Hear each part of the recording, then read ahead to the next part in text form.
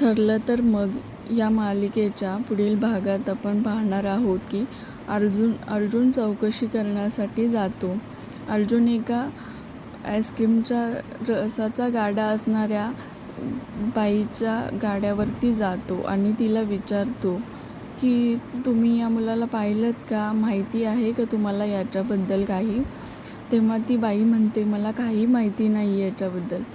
तर अर्जुन बोलतो खरं खरं सांगा. तर ती बाई बोलते तुम्ही पोलीस आहात का. अर्जुन म्हणतो नाही, पण आम्ही ठरवलं तर तुमची गाडी बंद पाडू शकतो.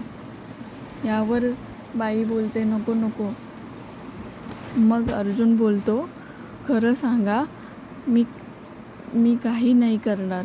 त्यावर ती बाई बोलते की हा मुलगा माझ्याकडेच आहे. अर्जुन बोलतो काय, तुम्ही याला किडनॅप केलं. ती बाई बोलते की नाही, मी नाही किडनॅप केलं.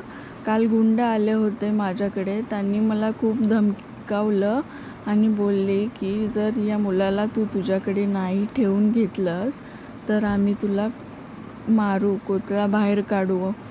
त्यावर ती घाबरली आणि मग मी त्या मुलाला माझ्याकडे ठेवून घेतलं असं ती बाई बोलते. यावर अर्जुन बोलतो की हे सगळं तुम्ही पोलीस स्टेशनमध्ये सांगू शकाल का. यावर ती बाई बोलते की काय पोलीस.